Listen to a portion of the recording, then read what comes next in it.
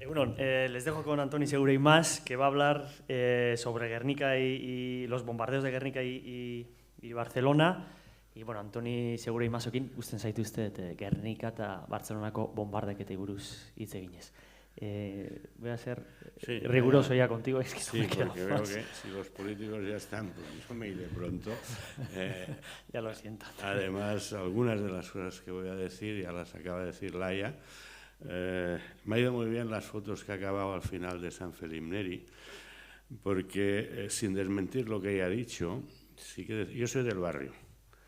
Es más, yo estudié en la escuela de San Feliu Neri, que se inauguró en 1959, y yo todavía vi las ruinas en los años 50, principios de los 50, de las casas que fueron bombardeadas y que se dejaron tal como estaban.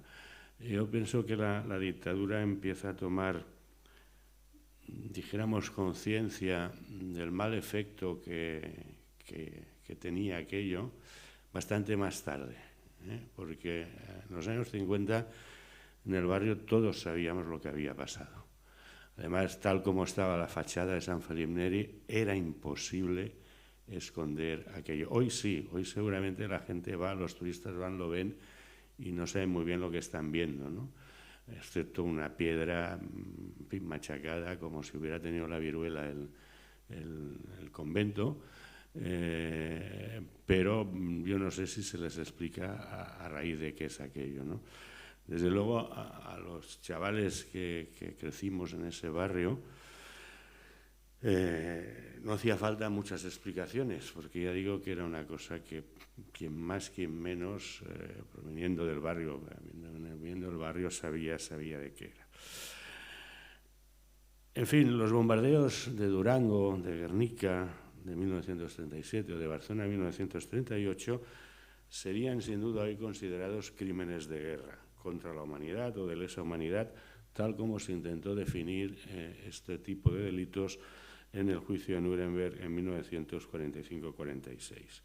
A pesar de que es verdad que en este caso la definición chocaba frontalmente con los bombardeos de saturación llevados a cabo por los alemanes, por descontado, pero también por la aviación angloamericana en ciudades como Dresden, como otras ciudades alemanas, como posteriormente en Tokio, y ya sin contar las bombas nucleares de Hiroshima y Nagasaki.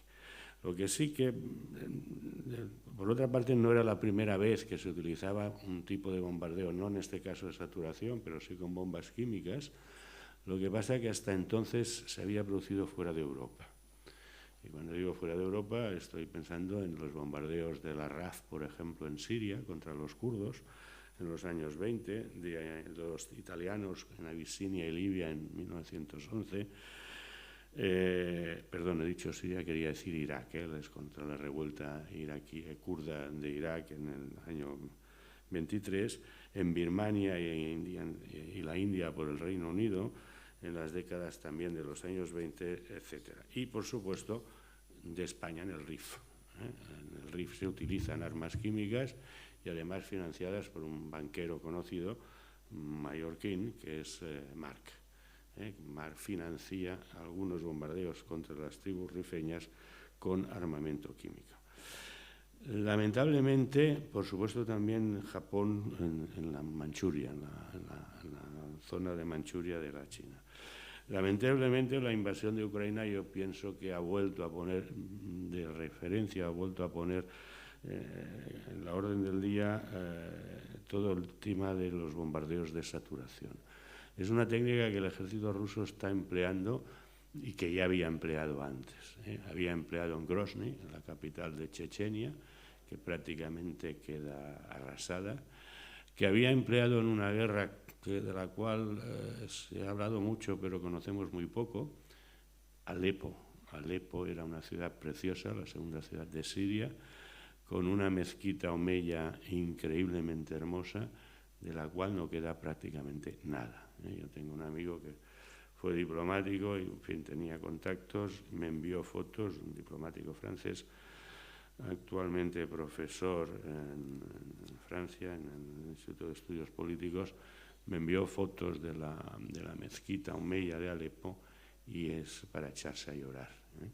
no ya solo por lo que supone destrucción contra las personas que vienen a Alepo, sino por lo que supone de destrucción de patrimonio histórico que sería irrecuperable, porque hay edificios que se destruyen y se pueden volver a construir cuando son edificios modernos. Desde luego la mezquita omeya difícilmente se podrá volver a construir, al menos en las condiciones en que estaba anteriormente. En 2004 escribía, a mí me pasa un poco como con Josep María, que ya nos hacemos mayores.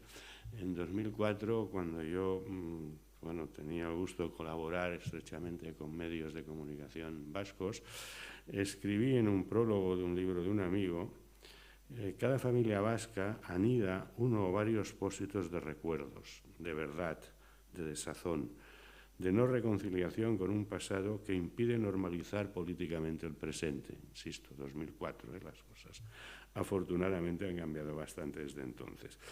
La historia no es solo análisis, sistematización de datos, interpretación y conclusiones. La vida de los pueblos, de las sociedades, es demasiado rica y compleja para reducirla a un único discurso políticamente correcto, que acaba por no explicar nada. La historia de los pueblos es también recuerdo, imaginario o imaginarios, colectivo. Es asimismo pasar cuentas con el pasado, liberarse de las ataduras que impiden racionalizar y vivir libremente el presente. No hay una sola verdad, hay un conjunto de verdades, contrapuestas, solapadas e interconectadas, que en el caso de Euskadi derivaron en una pesada losa forjada a golpes de violencia, de muerte y de conflicto no resuelto. Por eso, en el principio, fue Guernica. El brutal bombardeo por la Legión Cóndor de la ciudad emblemática del imaginario colectivo del pueblo vasco en un día de mercado. Un bombardeo tan inexplicable, tan cruel e inhumano, que difícilmente se puede comprender, incluso en el contexto de una guerra civil. Es verdad que las sociedades fascistas fue tan bestia lo que se hizo en esta villa que intentaron negarlo. Es una práctica habitual, no ha sucedido posteriormente en otros muchos bombardeos. Cuando se dan cuenta del disparate que se ha cometido, pues se intenta negar. Aquí se habló de mineros asturianos, que dinamitaron la ciudad antes de huir, etc. Argumentos muy similares a los que está utilizando actualmente el Kremlin para justificar lo que están haciendo en Ucrania, en Bucha, en Mariupol, en Kharkov, etc.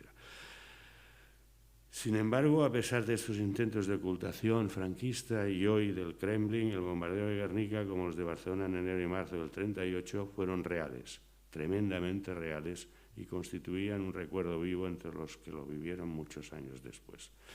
Y así lo denunciaron y dejaron constancia en un primer momento tanto el historiador estadounidense Herbert Sudford, en el caso de Guernica, como el informe elaborado por el comandante de infantería británico Noel de Pluton McRober en el caso de Barcelona, que en el mismo año 1938, muy poco después de los bombardeos más bestias que hubieron en Barcelona, que son los de marzo del año 38, el 17 de marzo, realizó este informe. Ya advierto que yo no voy a hacer una intervención muy historiográfica como otras que se han hecho. Voy a hacer una cosa, quizás entre la literatura y la historia, no lo sé muy bien, pero en todo caso es lo que me pedía el cuerpo al venir a esta ciudad que ya había estado otras veces y que me agrada profundamente volver a ella. Se trataba de probar una nueva táctica denominada bombardeo de saturación, o también bombardeo en alfombras, lo denominan algunos historiadores, que consiste en el bombardeo táctico de una determinada zona o ciudad con gran cantidad de bombas de caída libre, a menudo combinadas con bombas incendiarias, como se hizo aquí en Guernica, con la finalidad de destruir totalmente el objetivo o de desmoralizar a la población y como consecuencia indirecta a las tropas situadas en los frentes que se ven incapaces de proteger a la población civil de la retaguardia. Si alguna cosa anima a los soldados que están en el frente es que en definitiva están protegiendo a sus familias y a sus amigos de los horrores de la guerra.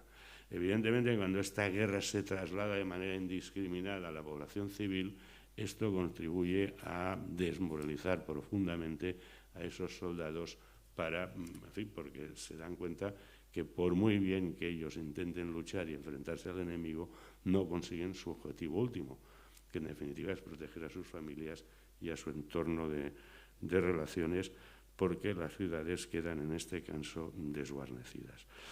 A Guernica y Barcelona, por tanto, les corresponde el triste privilegio de haber sido pioneras en sufrir este tipo de bombardeos, una técnica que posteriormente se ha utilizado durante la Segunda Guerra Mundial prácticamente por todos, desde Varsovia en el año 39 o Rotterdam en el año 40 por los alemanes, Coventry también por los alemanes, y como decía, en Hamburgo, en Dresden, en Frankfurt, en Tokio, etc. Incluso se llegó a utilizar no tanto en ciudades sino en zonas, dijéramos, rurales, en Vietnam, combinadas con armamento químico. Los estadounidenses utilizaron napalm no solo para castigar la población civil, sino incluso para impedir que las tierras pudieran seguir siendo cultivadas, con lo cual el castigo se proyectaba en el futuro. Todavía en Vietnam quedan algunas zonas donde prácticamente es imposible cultivar nada porque las tierras son altamente tóxicas todavía 50 años prácticamente después de haber acabado la guerra de Vietnam. En definitiva, Richard Bates, director del Centro de Análisis Político-Militar del Instituto Hudson de Washington, nos recuerda que lo que estamos viendo hoy en Ucrania es una estrategia que emplearon las tropas rusas, como decía antes, ya durante la guerra chechena y que mucho antes se había empleado en la Segunda Guerra Mundial y en la Guerra Civil Española. En definitiva, se trata de destruir el máximo posible, como decía antes, a veces incluso con un objetivo simbólico, es decir, Guernica no es solo la población que se va a matar en Guernica, es lo que significa Guernica de cara al pueblo vasco. Y es evidente que Guernica tiene un significado distinto a otras ciudades, a Durango, por ejemplo, que está cerca y que se intentó hacer una experiencia similar o un experimento similar, pero es obvio que Guernica tenía un significado sentimental y yo me atrevería a decir histórico también, muy distinto al que podían tener otras ciudades vascas. Por tanto, no es casualidad que la elección fuera Guernica, como no es casualidad que la elección fuera Barcelona. Laia está hablando hace un momento de los bombardeos de Sant Felip Neri. Bueno, los bombardeos de Sant Felip Neri tienen también, y además esto el barrio también lo recordaba perfectamente, tenía un objetivo clarísimo, que era el Palau de la Generalitat. No sé si cierto o no, pero en todo caso es la impresión que quedó. Es decir, todo el mundo decía, bueno, los bombardeos de la Plaza Nueva, porque claro, Sant Felip Neri es la Plaza Nueva, esto una serie de calles de alrededores. Yo lo he mirado, he hecho el cálculo a partir del Google Earth y las bombas caen en un radio de entre 100 y 300 metros alrededor del Palau de la Generalitat. Alrededor no, en la zona noreste del Palau de la Generalitat, de la Plaza de Sant Jaume. Por tanto, sí que parece bastante claro que lo que se decía en el barrio de que el objetivo concreto del bombardeo del 17 de marzo era el Palau de la Generalitat, pues muy posiblemente fuera cierto, porque al menos la distribución de las bombas, al menos así parece indicarlo. Y no solo, el efecto brutal que tuvo en Sant Felip Neri, sino que hay calles que literalmente desaparecieron, sobre todo alrededor de las que había enfrente de la catedral, que eso hizo que se pudiera ampliar la Plaza Nueva, o cercanamente en la Plaza Villa Madrid también hay alguna calle pequeñita que acaba desapareciendo. Yo nací a 50 metros de una de esas calles desaparecidas, la confluencia del arco de San Ramón del Cai con San Domènec del Cai. Hoy hay una placeta. No sé si el nombre es el más apropiado, porque este señor era el nombre que lleva la placita hoy, es un intendente de protocolo de la época Porcioles del Ayuntamiento de Barcelona, o un director de protocolo de la época del alcalde franquista, seguramente más más conocido, porque fue de los últimos y que estuvo largo tiempo. Pero bien, en todo caso, aquello que cuando yo era pequeño era la placeta, sin más, no tenía nombre, no le habían puesto todavía nombre, bueno, aquella placita era el efecto de la desaparición de un edificio que estaba en la confluencia de la calle donde yo nací y la calle de encima. Y claro, aquello quedó como un solar. La única diferencia con San Fermín es que aquí sí que habían retirado las ruinas. Yo aquí sí que no vi nunca las ruinas. En San Feliu Neri sí que tuve oportunidad de verlas. En el caso de Barcelona, hasta marzo de 1938, predominan los bombardeos que podríamos denominar ocasionales y sobre todo los considerados estratégicos, es decir, los que sí que tienen un objetivo definido. Y este es el caso, como decía, del de San Feliu Neri, o, por ejemplo, los bombardeos de alrededor del Paseo de San Juan, que tienen como objetivo la Casa Lizalde, que fabricaba motores para los aviones, o los del puerto de Barcelona. Evidentemente, esos se prolongan durante toda la guerra, prácticamente hasta el día, casi hasta el día anterior a la conquista de Barcelona por las tropas fascistas o sublevadas. Otros tenían como objetivo la maquinista terrestre y marítima en la Barceloneta, que es otro barrio muy castigado por los bombardeos, precisamente porque estaba también esta fábrica allí, y luego pues todo lo que eran centros de producción o de almacenamientos de gas o de producción de electricidad, de comunicaciones, radiotelégrafos, fijados previamente por el espionaje franquista. En un atlas que realizamos de la Guerra Civil en Cataluña con el amigo Joan Villarroya, reproducimos un mapa de Barcelona con los objetivos, a partir de una documentación que habíamos encontrado, que habían fijado la quinta columna o el espionaje franquista que actuaba en Barcelona. Y evidentemente luego se puede comprobar que la mayoría de estos objetivos fueron efectivamente los objetivos de la aviación, en este caso italiana. Otra cuestión es que pudieran llegar a alcanzarlos o no. Y cuando no los alcanzabas, lo que sufría era el barrio, o al menos las viviendas que estaban próximas. En definitiva, sí que es verdad que en este caso los bombardeos, dijéramos, estratégicos tenían una finalidad muy clara, que es disminuir la capacidad de recursos políticos, materiales y militares y de resistencia de los enemigos, en este caso la República, con la finalidad de propiciar su desmoralización, en última instancia su rendición. En el año 1938, efectivamente, en paralelo a la batalla de Teruel, y seguramente esto no es ninguna casualidad, y como preludio de lo que sucedería en marzo, empieza con una intensificación, el año empieza con una intensificación hasta entonces desconocidas de los bombardeos sobre la ciudad de Barcelona. Es cierto que en el 37 ya habían habido bombardeos, pero no en ningún momento habían alcanzado la intensidad y la reiteración que se producen a partir de enero del 38. De hecho, en todo el año 1937 solo se habían producido 16 bombardeos aéreos contra distintos objetivos y 6 cañoneos marítimos contra el puerto de Barcelona y la Casa Lizalde, como decía antes, y sus alrededores. Pero sin duda, esto, en cambio, en Barcelona solo en los primeros meses se supera largamente esta cifra de bombardeos. Sin duda, el más mortífero anterior al mes de marzo, es el que, de la cual también ha hablado Olaya antes, es evidentemente el del 30 de enero, con motivo del fracaso de las negociaciones para poner fin a los ataques aéreos contra la población y las ciudades de la retaguardia. Hubo un intento, propiciado incluso por instancias internacionales, de que hubiera un acuerdo para no castigar a la población civil. Evidentemente Salamanca, que es en estos momentos donde el centro de decisión, pues negó la posibilidad de este acuerdo, porque los sublevados no estaban dispuestos a suscribir ningún tipo de acuerdo, ya que formaba parte de su estrategia de guerra este tipo de bombardeos contra la población civil. y mucho menos alemanes e italianos que estaban practicando estas nuevas técnicas de guerra aprovechando la guerra civil española.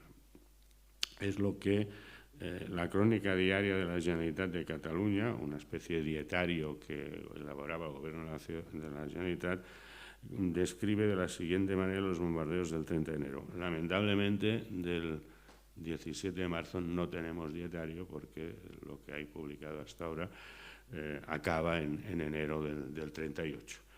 En el de enero dice lo siguiente: terror aéreo es el título que lleva. Durante la mañana de hoy domingo, Barcelona ha sufrido 2 criminales agresiones aéreas. La primera se desarrolló minutos después de las 9, hora en que 6 aparatos divididos en 2 patrullas procedentes de Mallorca en rápida pasada a 5.300 metros de altura dejaron caer una rastrillera de bombas. Rastrillera no he encontrado exactamente la traducción al castellano, no sé ni si existe el término rastrillera, aplicado en el sentido que se aplica aquí. Sí que existe el término en términos agrícolas, pero es evidente que no es el término que está utilizando el dietario, es decir, bueno, un seguido de bombas sobre lugares céntricos de la capital.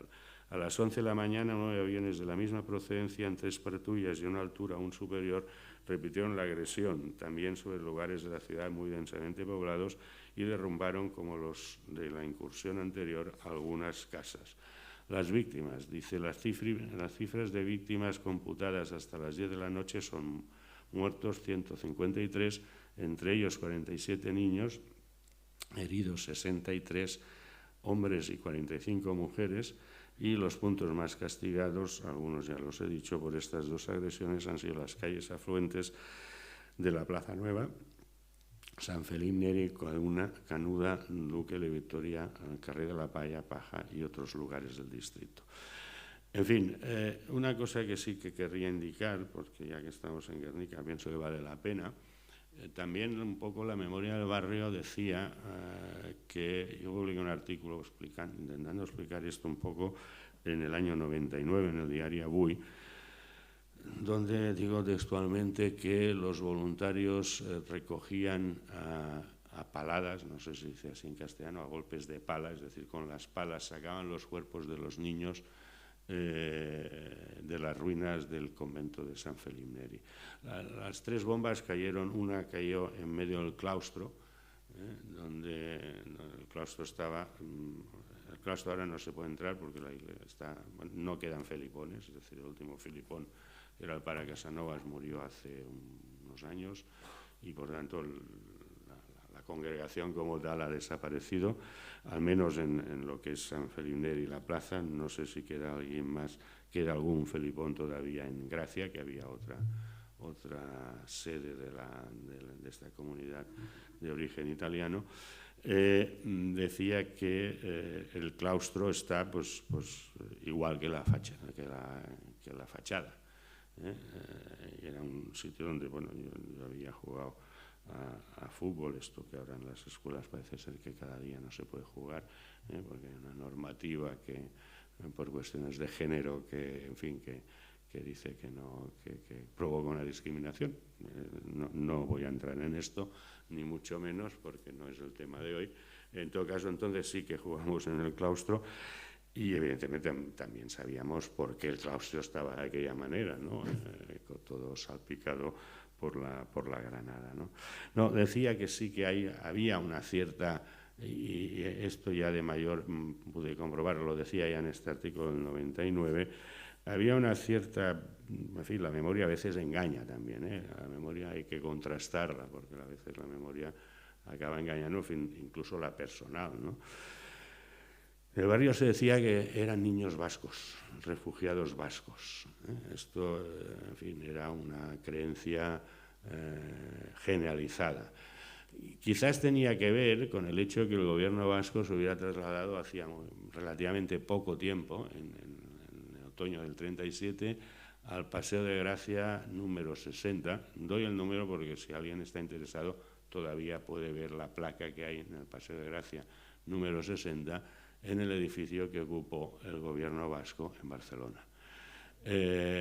Quizás esto es lo que llevó a pensar que los niños, porque efectivamente era un refugio, habían 2 refugios, uno en el convento de San Feliu Neri y otro en la calle La Paja.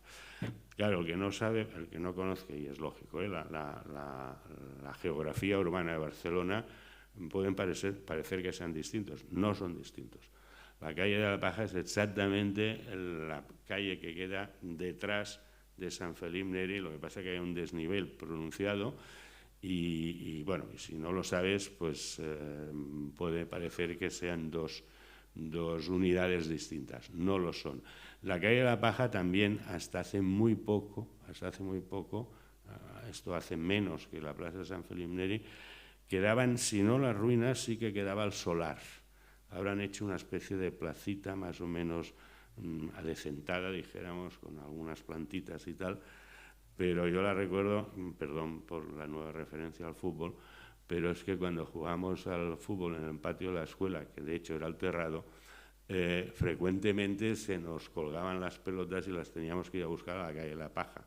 Y ahí sí que todavía estaban las ruinas y algunas vigas fruto de los bombardeos estos. De hecho, eran dos refugios y, como digo, durante mucho tiempo se pensó, o al menos en el barrio se pensaba, que eran refugiados vascos.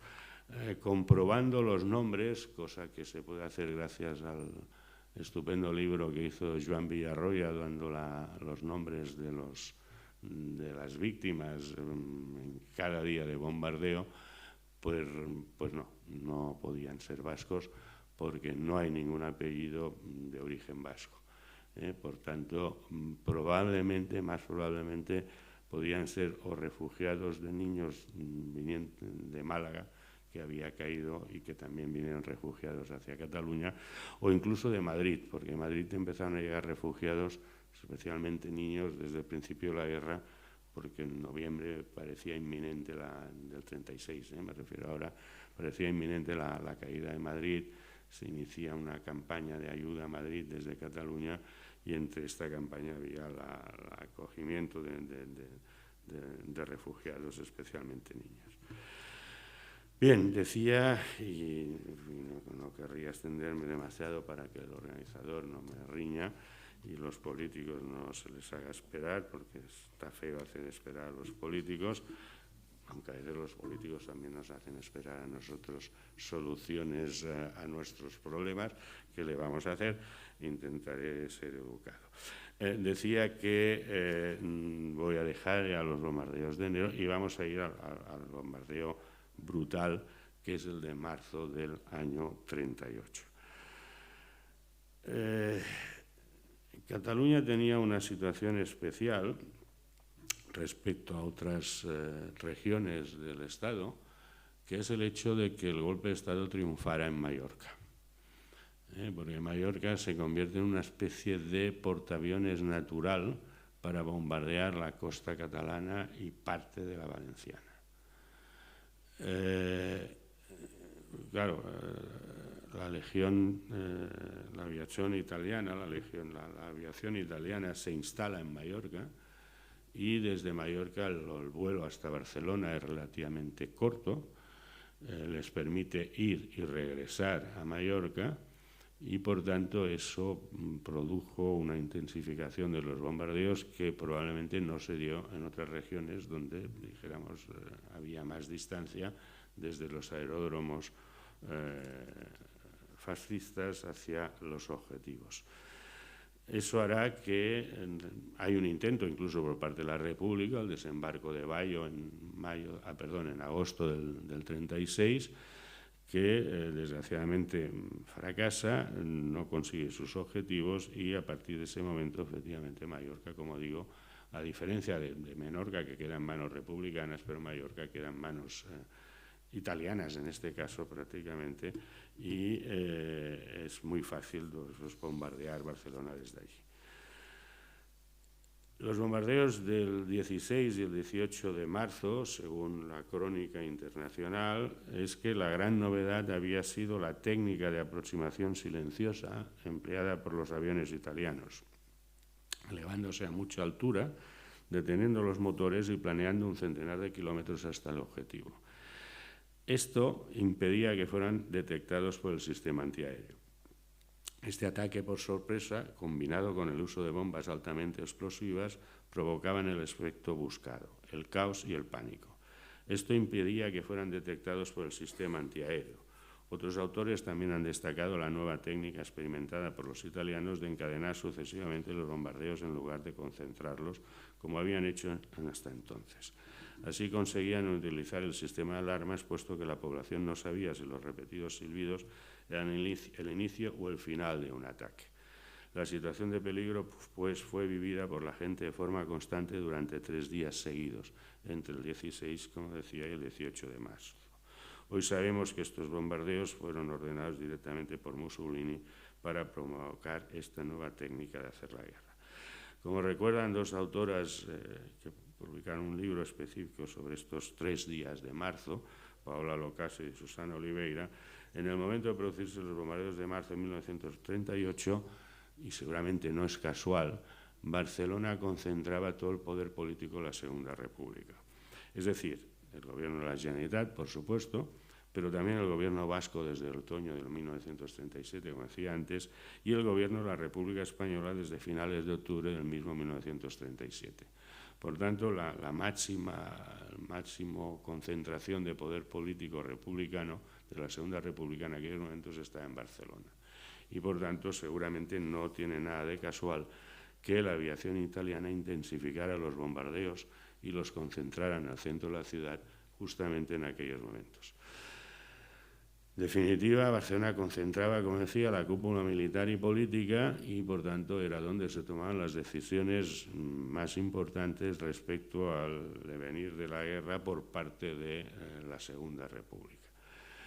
Además, en aquel momento, el total de refugiados acogidos en Barcelona, procedentes de distintas regiones del Estado, ocupadas por los rebeldes o que eran frente de guerra, caso de Madrid, Andalucía, Extremadura, Euskadi, representaban ya entre el 16 y el 18% de la población de la ciudad. Golpear, y por eso digo que tampoco creo en las casualidades, golpear Barcelona era pues un mecanismo de socializar el terror entre poblaciones huidas de otras regiones, lo cual tenía un efecto multiplicador, porque claro, si uno se va de Euskadi porque está a punto de caer o ha caído ya parcialmente en manos de los facciosos, o de Madrid porque hay un constante peligro de perder la vida porque es un frente abierto y que la artillería lo está bombardeando y también la aviación, y se va a Barcelona pensando que allí va a estar más protegido, pues realmente es brutal que te encuentres que a partir de este enero y sobre todo marzo del 38, pues se intensifiquen los bombardeos.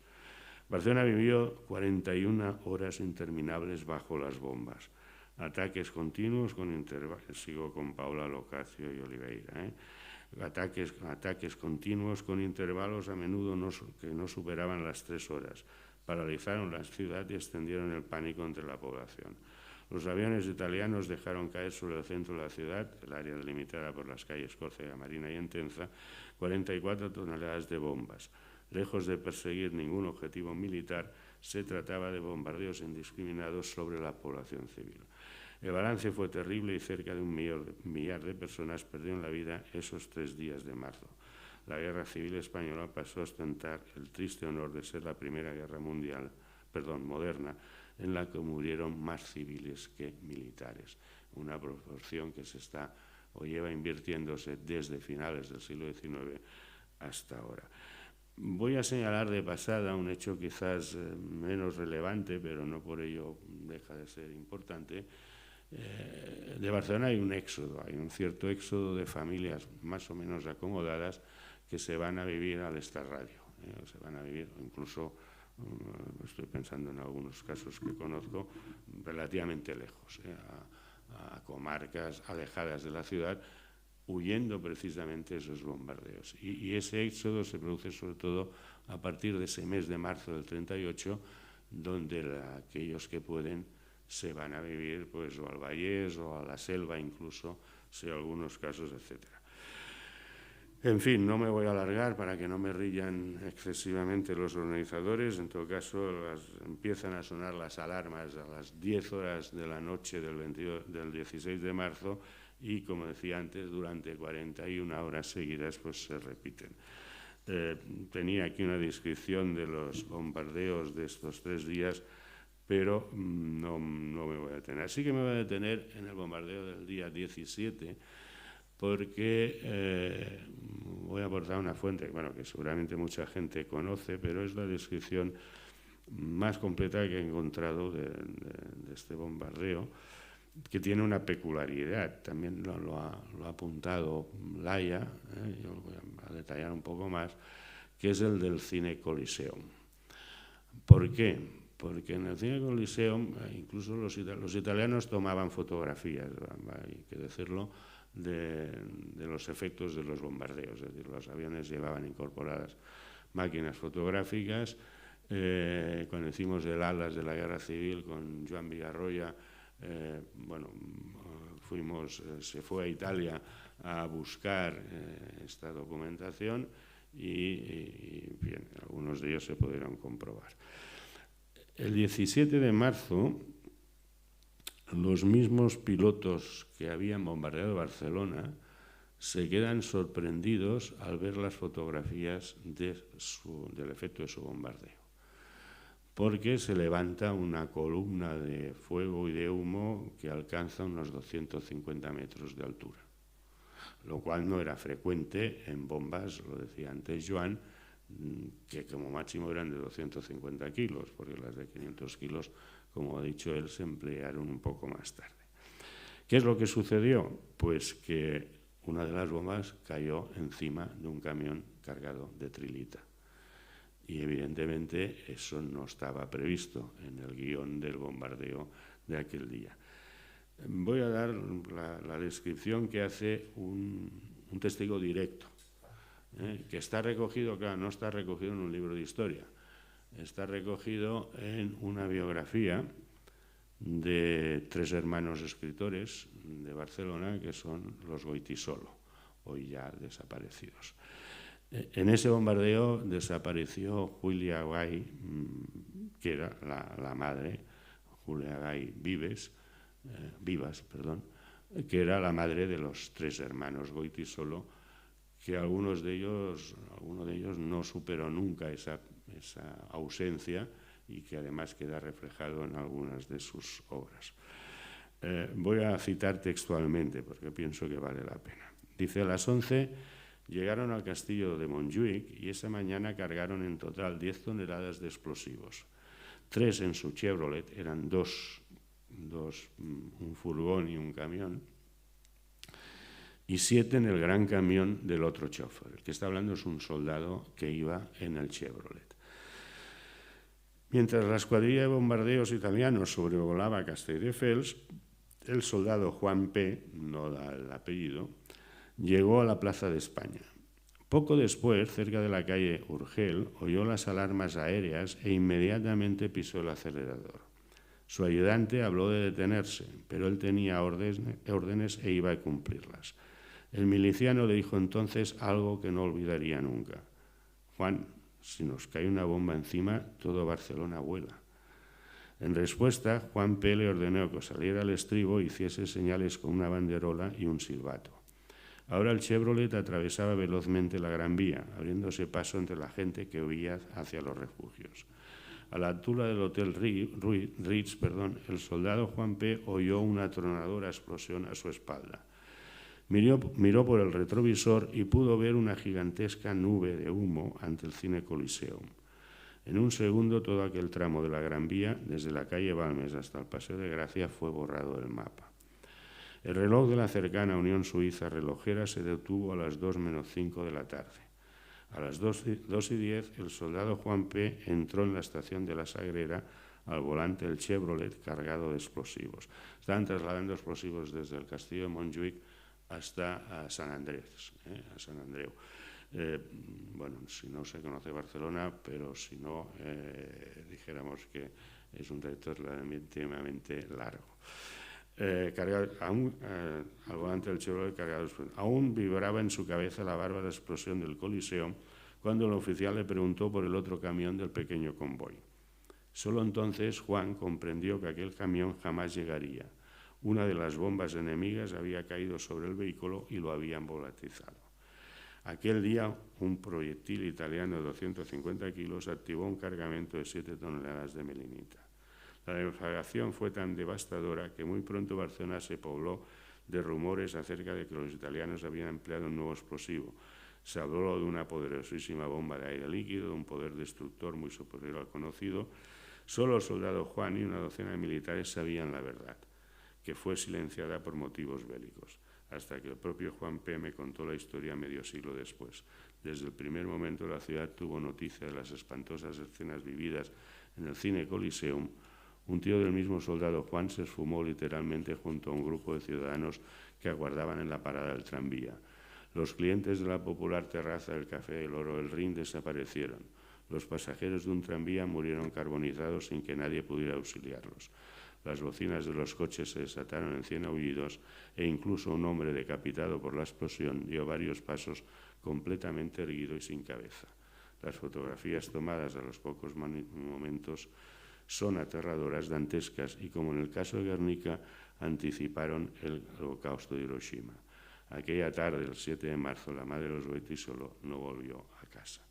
Bien, para concluir, tomaré prestadas, y acabo ya, unas palabras de Laia Gallego, que pienso que son muy oportunas. Cuando señala que los bombardeos de Barcelona han perdido en la memoria colectiva de la población hasta nuestros días. Ello indica la importancia y la profundidad de la afectación que estos hechos tuvieron en la vida de las personas que los vivieron y que los transmitieron en el entorno familiar a las generaciones posteriores. La huella de los bombardeos constituye hoy en día, además, parte de la identidad barcelonesa, que conserva el dolor de las víctimas a la vez que la cohesión de la población en la defensa de la ciudad. Ahora bien, los hechos fueron silenciados durante las 4 décadas de la dictadura franquista, oficialmente. Fue así, según los cuales los ataques aéreos habían sido dirigidos únicamente contra objetivos militares estratégicos.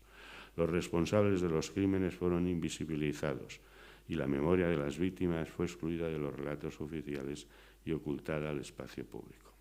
En definitiva, el calificativo de violencia originaria con el que titulaba mi intervención, que a menudo ha utilizado o se ha utilizado para referirse a una violencia anterior a la que ha sufrido este país, que habría llevado a cabo el Estado español contra el pueblo vasco, las guerras carlistas y la represión franquistas. Yo pienso que sí que es un término adecuado, no tal como se ha utilizado, pero sí que toma plenamente sentido si lo aplicamos a los crímenes de guerra cometidos por la aviación fascista durante la Guerra Civil Española o en el contexto de la Segunda Guerra Mundial por la aviación alemana, británica o estadounidense. Es en efecto una violencia que va más allá de cualquier objetivo militar y que, como hemos visto después de Guernica y Barcelona, tuvo continuidad en otras partes, Varsovia, Rotterdam, y no me referiré a Alepo, Damasco, Kharkov hoy en día. Y la obligación de relato histórico no es solo explicar el pasado, sino en la medida de lo posible denunciar la perpetuación de este tipo de violencia en el presente y reparar la memoria de unas víctimas asesinadas, tal como apuntó el oficial británico que hizo el informe sobre los bombardeos de Barcelona, McRoberts, denunciar ese terrorismo masivo que llega desde el aire. Y no es Heijago, no sé si lo pronuncio bien, nunca más, que nunca más vuelva a suceder, y que denunciemos también lo que está sucediendo hoy en día relativamente cerca de nuestra casa. Porque, permítanme una última reflexión, los europeos nos vanagloriamos siempre de ser el continente de la Ilustración, de la Revolución Francesa, de los derechos del hombre y de las libertades y los derechos humanos. El problema es que, como pinta Goya en uno de sus cuadritos estos de caricaturas, los sueños de la razón acaban produciendo monstruos. Y de la misma manera que Europa es la cuna de las libertades, de los derechos humanos y de la Ilustración, también es la cuna de las más terribles desgracias que se han producido en el siglo XX, o al menos de las 2 guerras que han causado más víctimas de todas las guerras conocidas hasta ahora. y entre estas víctimas evidentemente están las de Guernica y están las de Barcelona. Eskerrik asko.